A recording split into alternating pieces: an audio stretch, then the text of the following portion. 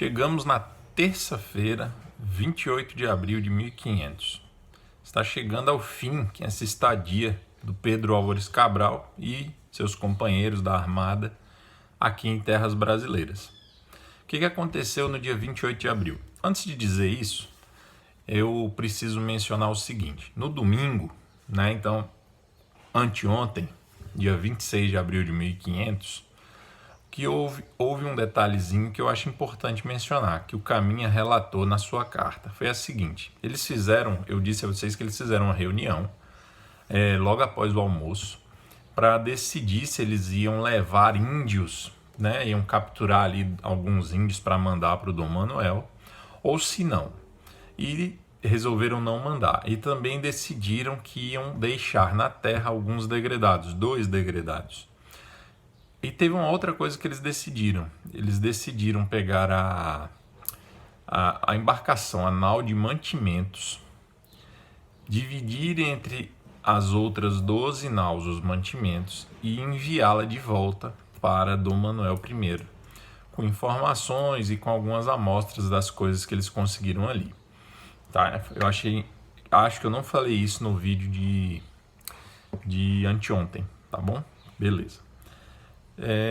Então, pessoal, na terça-feira, dia 28, o que vai acontecer? Eles vão acordar nas naus, vão se alimentar e vão descer, desembarcar na praia, para recolher lenha e para lavar as roupas. Uma atividade que demoraria aí bastante tempo, assim, algum tempo, porque além de lavar, era necessário secar para poder embarcar novamente.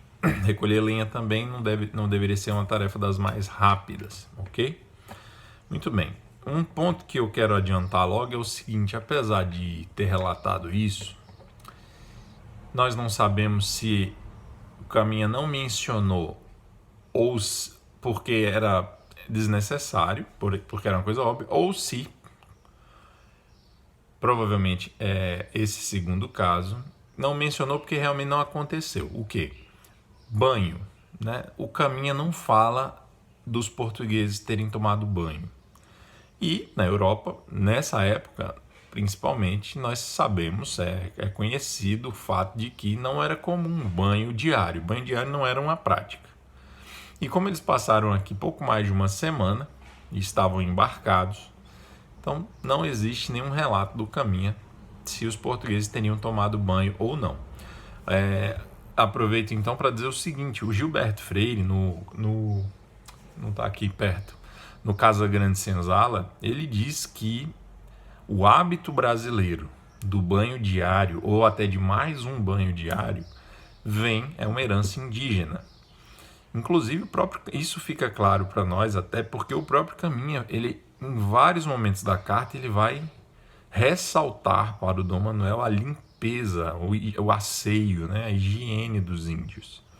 Então, não era comum entre os portugueses, entre os europeus, aquilo ali. Muito bem, então eles tomaram café, desceram para lavar roupa e recolher lenha. Quando chegaram lá, eles avistaram na praia mais ou menos 60 índios desarmados. Isso indica que os índios estavam muito confiantes, cada vez mais eles viam que era desnecessário o uso das armas. Ao chegar efetivamente à areia e desembarcar, os portugueses viram que muitos outros chegaram. Então, quase 300 índios provavelmente cercaram os portugueses, começaram a tentar estabelecer ali aquela comunicação deles, que estava cada vez... apesar de a linguagem não ser compreendida de ambos, reciprocamente eles não se compreendiam, mas a comunicação parecia estar prosperando, já que havia muito barulho da parte dos índios para com os portugueses. Outro detalhe importante: o Caminha diz o seguinte, que enquanto eles lavavam roupa e recolhiam lenha, alguns carpinteiros começaram a trabalhar na fabricação de uma grande cruz. A madeira para fazer essa cruz tinha sido derrubada na segunda-feira, no dia anterior. Ele só menciona isso quando ele vai relatar o que aconteceu na terça. E aí, aqui um fato talvez o mais importante desse vídeo de hoje, que é o seguinte: quando os carpinteiros estavam trabalhando, muitos índios os cercaram e ficaram impressionados com as ferramentas de ferro. Os índios não conheciam o ferro, não trabalhavam com ferro. Nesse aspecto, eles estavam ainda na Idade da Pedra. Não, é porque essas classificações, Idade da Pedra, período neolítico, então essas classificações elas não são estanques. Então qual era a situação dos tupiniquins?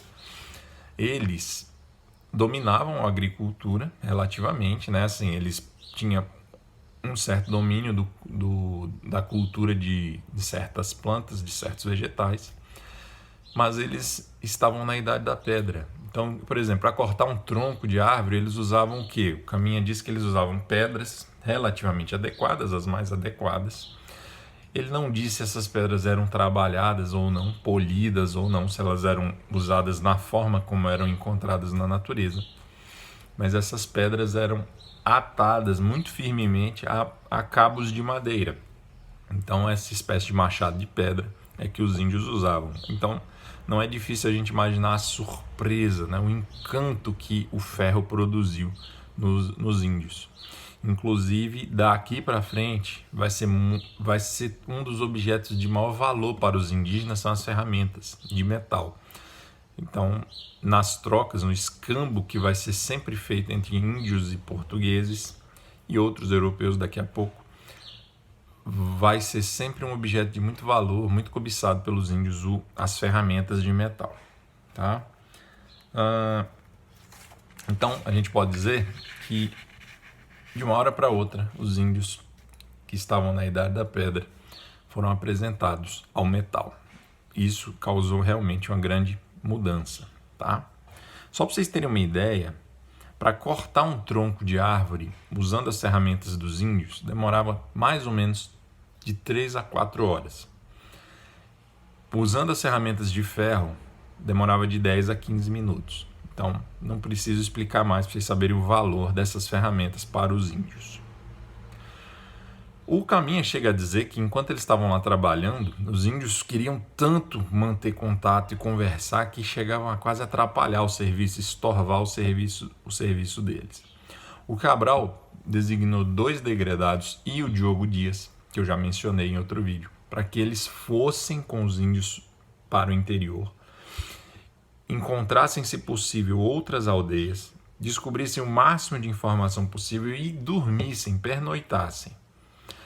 Nesse dia a gente não sabe, o Caminha não revela se eles conseguiram ou não pernoitar, mas a ordem do Cabral era a seguinte: façam o que for possível para poder pernoitar, mesmo que eles mandem vocês voltarem, não voltem, ok?